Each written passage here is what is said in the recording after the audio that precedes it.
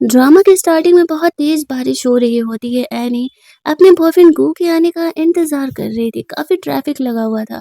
काफी देर बाद यहाँ पर गू उसे लेने के लिए आता है।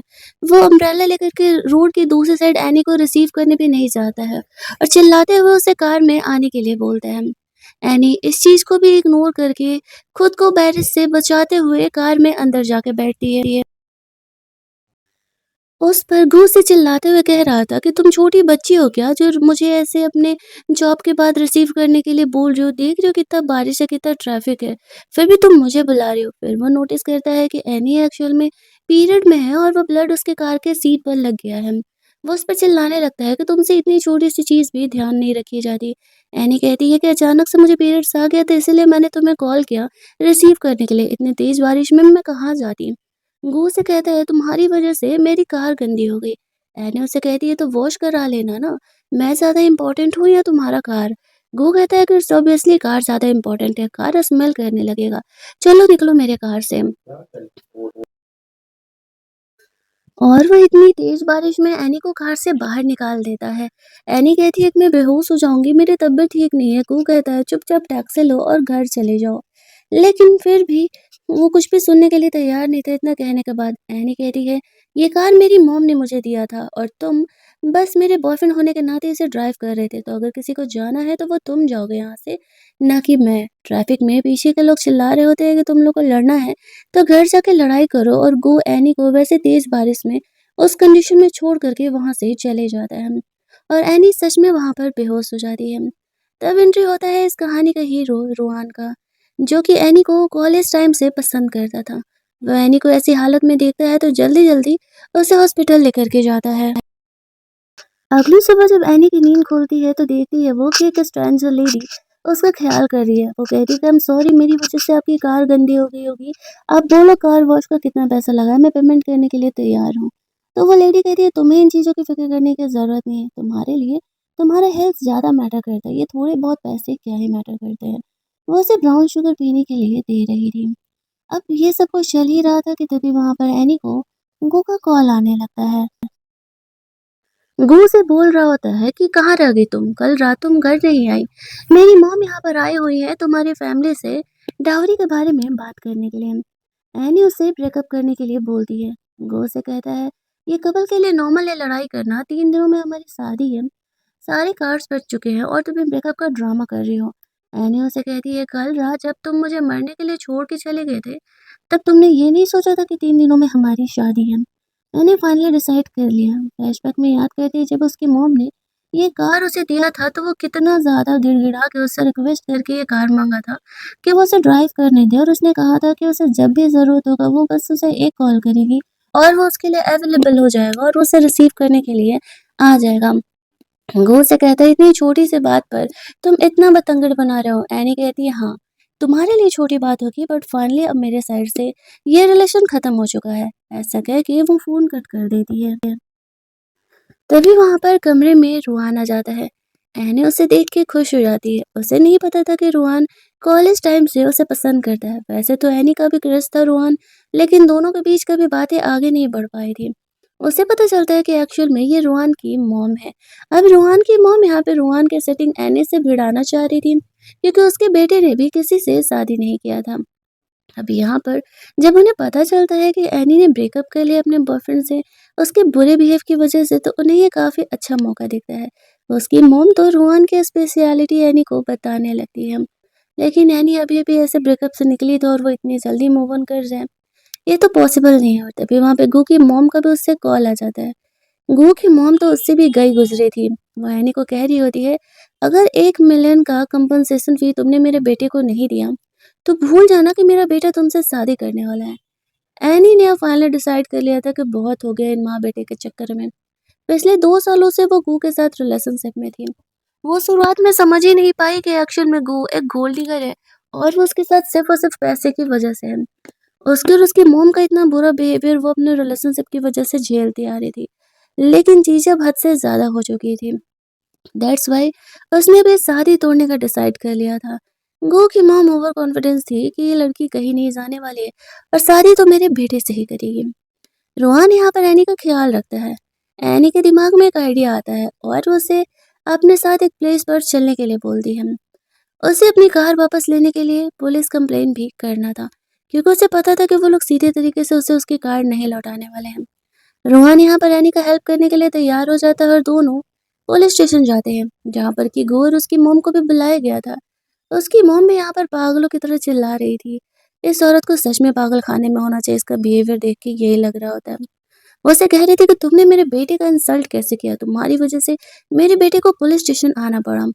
अब गो यहाँ पर पुलिस की वजह से एनी का कार लौटा देता है और उसे कहता है कि इस बात का ज्यादा बतंगड़ नहीं बनाओ, 3 दिनों बाद हमारी शादी है, वरना मैं शादी तुमसे कैंसिल कर लूंगा। एनी हंसते हुए कहती है, ऑलरेडी मैंने तुमसे ब्रेकअप कर लिया है, तो फिर शादी कैंसिल होने की तुम्हारे साइड से तो बात ही नहीं आती है। अब वो लोग फिलहाल के लिए वहां से चले जाते हैं, क्योंकि गू इसी ओवर कॉन्फिडेंस में था कि 2 साल के रिलेशनशिप के बाद एनी से कौन ही शादी करने वाला है। अब तो वो एक यूज सामान हो गई और उसका लिटरली यही लाइन भी था एनी के लिए इस ड्रामा में। एनी ने अपनी कार वॉश करने के लिए दी हुई थी। 3 दिनों बाद उसके शादी का जो वेन्यू था वो कैंसिल करने वाली थी, लेकिन रोहन उसे मना करता है और कहता है कि अभी कैंसिल मत करो, क्यों ना हम हमारे शादी के बारे में सोचें, शादी का वेन्यू वही रहेगा और बस दूल्हा बदल देना।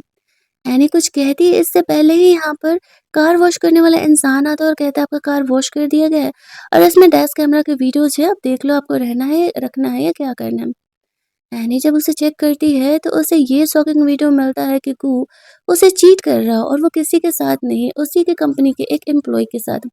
ये वीडियो मिलते ही एनी स्माइल करने लगती है और रोहन से कहती है, तुमने सही कहा, इन माँ बेटों को थोड़ी और औकात दिखानी जरूरी है। इसके बेटे ने मुझे चीट किया है और मैं इतनी आसानी से इसे जाने नहीं देने वाली हूँ। एनी एक्चुअल में मेंटली काफी स्ट्रांग थी। वो रोहान को उस घर में लेकर के जाती है जहां पर कि उसने शादी के बाद के लिए वो घर गू के लिए खरीदा था अपने पैसों से। वो अब तक ईएमआई भर रहे थे और माँ बेटे आराम से चौड़ में रह रहे थे। और इतना ही नहीं, प्रॉपर्टी के पेपर्स पर उसमें एनी के भी नाम नहीं थे। एनी सोचती है बहुत हो गया, इस घर में एक एक सामान उसके पैसों का है। वो रूहान के साथ जाकर के उन सारे सामान को तोड़ देती है जो कि वो वहां से नहीं लेके जा सकती थी, और बाकी सामान जो कि मूव किया जा सकता था वो मूवर एंड पैकर को बुला करके सारी चीजों को वहां से मूव करने का ऑर्डर दे देती है।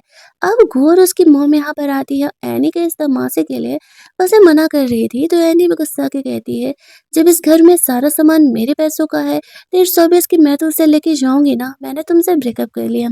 और रही बात इस घर के आगे की ईएमआई की, तो वो तुम खुद अपने पैकेट से भरने वाले हो, मेरी साइड से एक पैसा नहीं मिलने वाला है।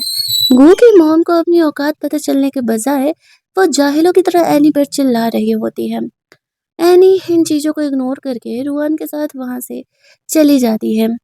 अगले दिन जब वो ऑफिस जाती है तो गो की मॉम यहाँ पर ओवर मेलोड्रामा कर रही थी और सबको ये बता रही थी कि पिछले 2 साल से वो उसके बेटे के साथ रिलेशनशिप में है और वो कैसे अचानक से उससे ब्रेकअप कर ली, और सबको वो एनी को ही गलत ठहरा रही थी कि वो उसके बेटे से पैसे ऐड रहे। और ऑब्वियस सी बात है कि लिली जब गो की मिस्ट्रेस है तो वो उसका सपोर्ट तो करेगी ही।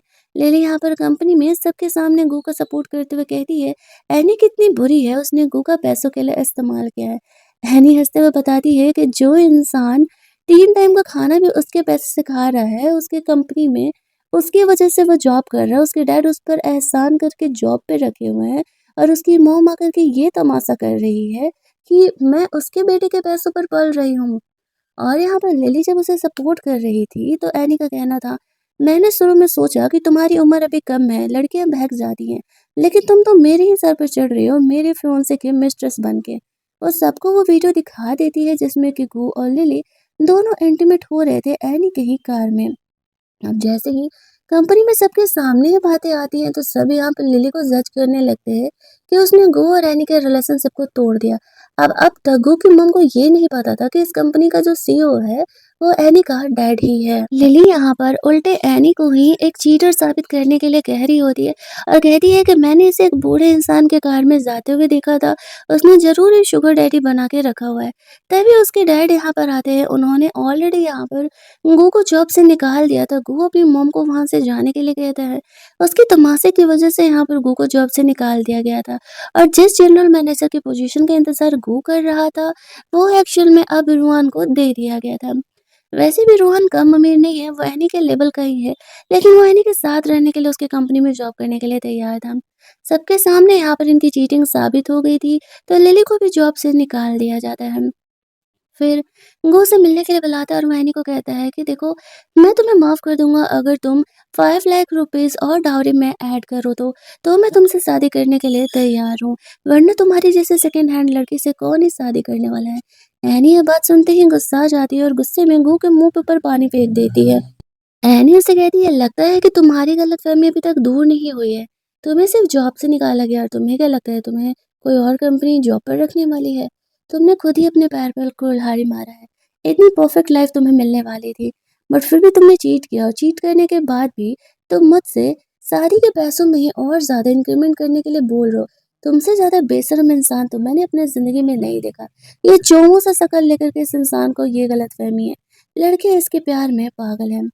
दोनों के बीच यहाँ लड़ाई झगड़े होने लगते हैं तो रूहान यहाँ पर एनी को सेव करने के लिए आता है। गो से कहता है कि एनी मेरी फियांसे है। रूहान कहता है, जहाँ तक मुझे पता है तुम दोनों का ब्रेकअप हो चुका है, तो बेहतर होगा कि तुम एनी को परेशान ना करो। गो को लगने लगता है कि रोहन और एनी के बीच में कुछ चल रहा है क्या, वो बड़ा उसे सपोर्ट कर रहा है। एनी रूहान को वहां से लेकर के जाती है। इस बात को 1 मंथ बीत चुके थे, वापस से एनी को यहाँ पर उसकी आंटी आ जाती हैं, तो रूहान यहाँ पर उससे अपना जैकेट ऑफ़र करता है और फिर उसे प्यार से उठा के वहाँ से लेके जाता है। एनी को शायद जो लाइफ़ चाहिए थी, वो उसे गो से तो नहीं मिल पाया, लेकिन हाँ, रूहान से ज़रूर मिल रहा था। रोहन के पास अब तक की सारी जितनी भी प्रॉपर्टी थी, उसके सैलरी कार्ड, वो सारे ही एनी को ऑफर करते हुए कहता है कि मैं सीरियसली तुमसे शादी करना चाहता हूँ। मैं कॉलेज टाइम से ही तुमसे पसंद करता था, लेकिन उस समय कन्फेस करने की मुझे हिम्मत नहीं, और फिर पिछले 2 सालों से तो तुम गो के साथ रिलेशनशिप में ही थी। एनी रोहान के इस कन्फेशन को एक्सेप्ट कर लेती है। दूसरी तरफ गो की मॉम लिली का प्रेगनेंसी रिपोर्ट लेके रखी हुई थी और वो गो को कह रही होती है कि तुमसे एनी ने कांटेक्ट नहीं किया, कल तुम्हारी शादी है। वो कहता है वो यही तो ड्रामा कर रही है। डोंट वरी मॉम, कल जब शादी है तो मैं उसे उसकी औकात दिखा के रहूँगा। मैंने उसे डाउरी बढ़ाने के लिए बोला और जब तक वो पैसे बढ़ा के नहीं देगी, मैं उससे शादी नहीं करने वाला। फाइनली अगला दिन आता है जहाँ पर कि रुहान और एनी की यहाँ पर शादी होने वाली थी। एनी के मॉम डैड बहुत खुश थे। गो से उसने ब्रेकअप कर लिया। एक तरफ इनकी शादी की तैयारियां चल रही थी और दूसरी तरफ गो अपनी मॉम के साथ रेडी हो रहा था। गो के फ्रेंड्स वहां पहुंचते हैं दूल्हे के तौर पर रुहान को देख करके उसे कॉल करते और कहते हैं कि तुम्हारी फियांसे किसी और से शादी करी है। ये सुनते ही गो काम था और उसे लग रहा था कि एनी यहाँ पर सिर्फ उसे जेलस फील कराने के लिए ऐसा कर रही है। जैसे ही वो शादी के वेन्यू पर पहुंचेगा और उसे चार प्यार की बातें बोलेगा तो वो मान ही जाने वाली है। उसकी मॉम भी ऐसे ओवर कॉन्फिडेंस में थी और वो लोग शादी के वेन्यू के लिए निकलते हैं। दूसरी तरफ रूहान के भी पेरेंट्स यहाँ पर आए हुए थे और दोनों फैमिलीज काफी खुश थी। उसकी मॉम भी अपने तरफ से पैसे वैसे एनी को ऑफर कर रही होती है। अब यहाँ पर शादी के रिचुअल्स स्टार्ट होते हैं। एनी के मॉम डैड उससे कहते हैं, तुमने यहाँ पर वही वेन्यू वही टाइम रखा हुआ है, अगर गो यहाँ आके तमाशा करने लगा तो।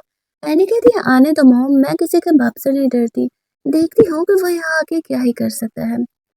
थोड़ी देर बाद रोहान और एनी के शादी की प्रोसेस को स्टार्ट किया जाता है, लेकिन तभी वहां पर गो और उसकी मॉम आ जाती है। यहाँ आते ही वो लोग एनी की बुराई स्टार्ट कर देते हैं कि वो पिछले 2 सालों से मेरे बेटे को डेट कर रही है और सिर्फ मेरे बेटे को जेलस फील करवाने के लिए उसने इतना बड़ा तमाशा क्रिएट किया है और वो रोहन से शादी करने लगे। एनी कहती है, तुम दोनों को दिमाग की थोड़ी सी कमी हो गई है क्या? कुछ दिनों पहले ही मैंने गो से ब्रेकअप कर लिया और मैंने उससे अपनी शादी भी कैंसिल कर ली है। तुम दोनों तो यहाँ पर इनवाइटेड भी नहीं हो। वो लोग झूठ-झूठ एनी के बारे में बुराई करने लगते हैं। एनी भी कहाँ कम थी, वो पलट के उन्हें जवाब देती है, 10,000 के बदले तुम लोगों ने बेतौल गिफ्ट 10 लाख का मुझसे माँगा था। बेशर्मी की भी हद होती है। तुम्हारे सारे काम मेरे मॉम-डैड के पैसों से होते हैं और तुम मुझे ही दिखा रहे हो कि मैं एक गोल्ड डिगर हूँ। और चलो मैं कि एक गोल्ड डिगर हूँ भी, आज तक तुम्हारे बेटे ने मुझे दिया क्या है? गो के पास कहने के लिए कुछ नहीं था क्योंकि लिटरली उसने कभी कुछ एनी को गिफ्ट किया ही नहीं था। और यहाँ पर वो कह रहा था कि बस एक कार की वजह से तुम इतना तमाशा कर रही हो। एनी कहती, तुम्हें जो समझना है समझो, मुझे घंटा इस बात से फर्क नहीं पड़ता। लेकिन जैसा कि तुम लोग देख सकते हो कि मैं रोहन से शादी कर रही हूँ, तो तुम लोग निकल लो यहाँ से। लेकिन वो लोग बेशर्मों की तरह एनी और रोहन की शादी खराब करने का कोशिश कर रहे थे। तो उसके पास अब कोई ऑप्शन नहीं था। वो यहाँ पर कहती है, लगता है कि मुझे तुम्हारी चीटिंग रिवील ही करनी पड़ेगी। जैसे वो ऐसा करने वाली थी तभी गो की मॉम वो प्रेगनेंसी रिपोर्ट निकाल लेती है और कहने लगती है। ये देखते ही रूहान की मॉम थोड़ी शॉक हो जाती है और वो रूहान को कहने लगती है कि तुम भले इससे प्यार करते हो लेकिन किसी और का बच्चा पालने के लिए मैं अलाउ नहीं करूँगी। एनी रूहान को कहती है कि ये मेरा प्रेगनेंसी रिपोर्ट नहीं है। रूहान उस पर भरोसा करता है। वो लोग जब एनी की बुराई करने लगते हैं तो एनी लिली को कॉल करती है और कहती है कि मैं तुम्हारे बॉयफ्रेंड से शादी कर रही हूँ, क्या तुम यहाँ आना नहीं चाहोगे? और तभी वहाँ पर तुरंत ही 5 मिनट में लिली पहुँच जाती है। वो आते ही गो के सामने तमाशा करने लगती है कि मैं तुम्हारे बच्चे को लेकर के प्रेग्नेंट हूँ। मैंने कल ये प्रेगनेंसी रिपोर्ट तुम्हारी मॉम को दिया और तुम मुझे छोड़ कर के किसी और लड़की से शादी कर रहे हो। गो को खुद नहीं पता था कि एक्चुअल में लिली प्रेग्नेंट है। अब जब ये सारी बातें सामने आ जाती है तो सारे इन बेकार रिश्तेदारों को पता चल जाता है कि एक्चुअल में गो ने ही चीटिंग किया था। अब यहाँ पे लिली के पेट में तेज दर्द होने लगता है। इतना ज़्यादा मेंटल स्ट्रेस और मेंटल ट्रॉमा देख कर के वो लिली को जल्दी-जल्दी हॉस्पिटल लेकर के जाता है।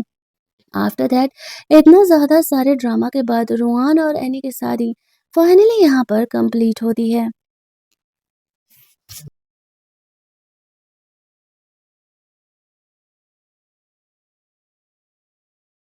शादी के बाद अब रोहान एनी से पूछता है कि आगे उसने क्या प्लान किया है। वो उसे कहती है कि फिलहाल तो तुम्हारे साथ हनीमून जाने का प्लान है। अगले दिन वो लोग पैकिंग वैकिंग करके निकल ही रहे होते हैं कि गो की मॉम एनी के घर के आगे आके तमाशा करने लगती है। वो एनी को थप्पड़ मारने वाली थी, रोहान बीच में आ जाता है। एनी गुस्से में आकर के गो की मॉम को थप्पड़ मार देती है और कहती है तुम्हारी हिम्मत कैसे हुई मेरे हस्बैंड पर हाथ उठाने की। और वो गार्ड को ऑर्डर दे देती है कि आज के बाद गू या उसकी मॉम या उसकी कोई भी फैमिली आस-पास दिखे तो उसे यहाँ टिकने नहीं देने और उसे हटा देने के लिए। इधर हमें हॉस्पिटल में पता चलता है कि लिली का बेबी अबॉर्ट हो चुका है। इतना ही नहीं, अब वो दोबारा कभी मॉम भी नहीं बन पाएगी। ये बात पता चलते ही गो को लिली यूज़लेस लगने लगती है। वो बाहर जाकर के एनी को बार-बार कॉल कर रहा होता है, लेकिन एनी उसका फ़ोन ही नहीं उठाती है। वो तो अपने हस्बैंड के साथ हनीमून पर बिज़ी थी और वो यहाँ पर गो का नंबर भी ब्लॉक कर देती है। चुपचाप बैठा होता है तभी वहाँ पर गो की मॉम आती है और कहती है क्या हुआ?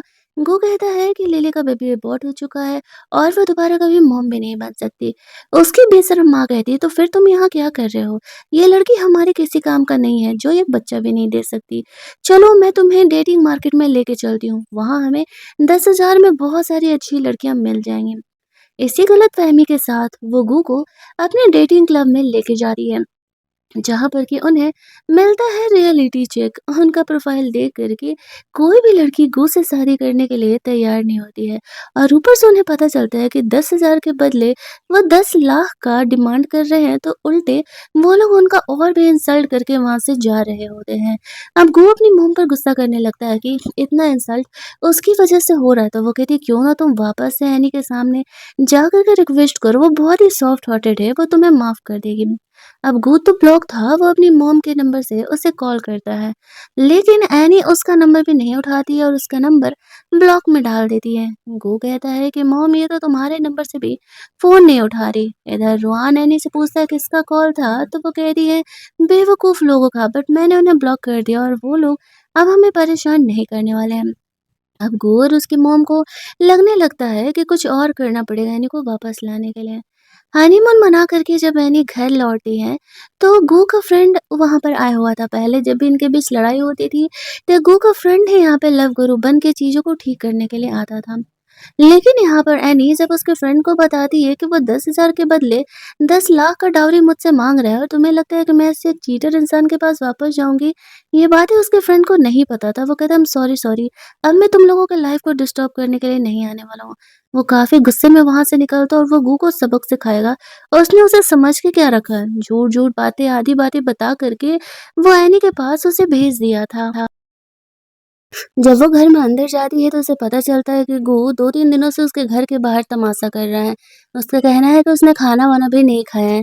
एनी देखने के लिए जाती है तो देखती है कि गो यहाँ पर उसके घर के बाहर भूख हड़ताल पर बैठ गया है। उन लोगों ने गो को घर से बाहर भी निकाल दिया था। अब वो यहाँ पर तबीयत खराब होने की एक्टिंग करने लगता है। वो एनी से माफ़ी माँग रहा होता है कि उसे उसकी गलती का एहसास है, लेकिन ऐसा एक्चुअल में कुछ भी नहीं था और वो झूठ-मूठ कर उसके सामने बेहोश हो जाता है। उसने 3 दिनों से एनी के इंतज़ार में कुछ भी नहीं खाया। एक बार को एनी को भी लगने लगता है कि कहीं सच में इसे अपनी गलती का रियलाइज़ेशन तो नहीं हुआ है। जब पड़ोसी उसे जज कर रहे थे, तो वो सीसीटीवी कैमरे वाले रूम में उन्हें लेके जाती है। और दिखाती है कि किस तरीके से एक्चुअल में वो लोग जानबूझ करके यहाँ पर ऐसे स्टेयर्स पर बैठे हुए हैं। उसकी मॉम उसे घर से खाना बना के ला के खिला रही है, वो कोई भूख हड़ताल पर नहीं है। और वो लोग अभी एनी की बुराई ही कर रहे थे कि एक बार बस एनी की शादी उससे हो जाए और फिर एनी को वो लोग औकात में रखेंगे, उसे सबक सिखाते हुए। एनी जब ये वीडियो देखती है तो सोचती है कि ये लड़का कभी नहीं बदल सकता है और उसे उसके बारे में सोचना ही बेकार है। जब सारे पड़ोसी भी इन वीडियो को देखते हैं तो वो लोगों का सिंपैथी एनी के लिए बढ़ जाता है। एनी गार्ड्स को कॉल करके गो को सबक सिखाने का ऑर्डर दे देती है।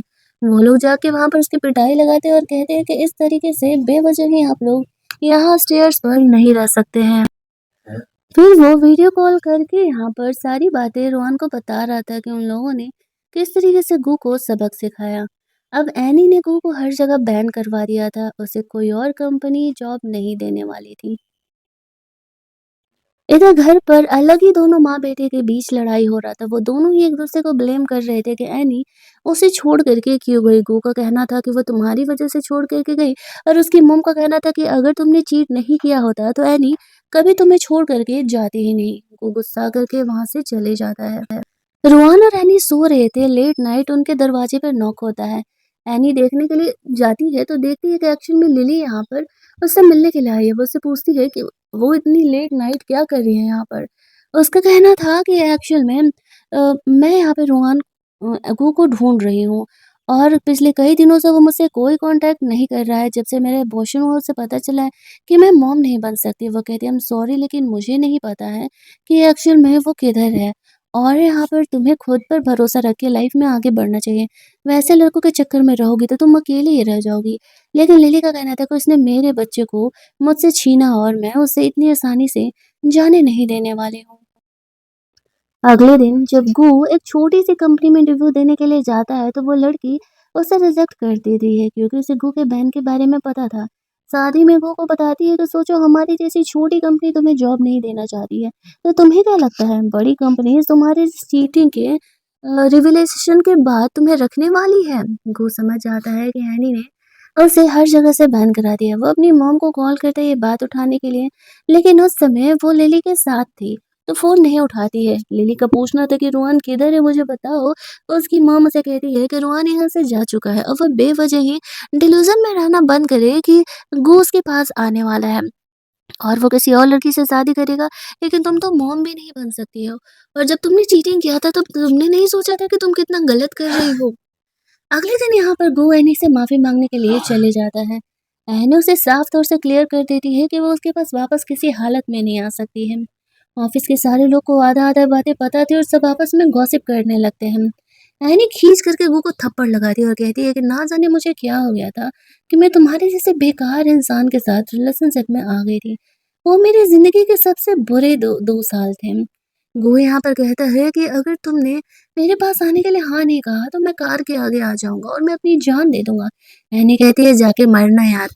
वो झूठ-मूठ के कार के आगे आ जाता है, उसे कोई चोट-वोट नहीं लगाता और वो एक्टिंग करने लगता है। एनी ये देखते ही समझ जाती है और उसे रोड के किनारे फेंकवा देती है, क्योंकि वो उसके ड्रामों से तंग आ चुकी थी और वहाँ से वो चली जाती है। यहाँ पर गू की मॉम आती है और अपने बेटे को जल्दी-जल्दी वहाँ से लेकर के जाती है। इनका बहुत ही बुरा वक़्त चल रहा था। गो के मॉम के पास जितनी सेविंग थी, वो गो को दे देती है और कहती है कि अगर तुम गैम्बलिंग करना चाहते हो तो मेरे पास कुछ लोगों का नंबर है, लेकिन पैसे हारना मत। ये हमारे सिर्फ़ लास्ट सेविंग बचे हैं, फिर हमें गाँव जाना पड़ेगा। गो अपनी मॉम के पेंशन के पैसे लेकर के गैम्बलिंग करने के लिए चले जाता है, लेकिन गैम्बलिंग से कहाँ ही किसी का भला हुआ है और वो तो कुछ ही दिनों में सारे पैसे हार जाता है। जिन लोगों से उसने और उधार लिए थे, वो लोग उससे पैसे माँगने लगे हैं। वो कहता है मेरी होने वाली वाइफ़ बहुत ही ज़्यादा रिच है, मैं तुम लोगों को उसके पास लेके जाऊँगा, तुम लोग उसे किडनैप कर लेना और फिर हम लोग उसके डैड से पैसे माँगेंगे। ऐसे कुछ पैसे तुम रख लेना और बाकी पैसे मैं रख लूँगा। वो लोग तो थे ही बदमाश इंसान और वो लोग इस बात को मान जाते हैं। अपने प्लान को पूरा करने के लिए वो एनी पे नज़र रखना स्टार्ट करता है। रोहन और एनी डिनर डेट पर जाने का प्लान करते हैं। रोहन ऑफिस से लौटते समय एनी को घर से रिसीव करने वाला था।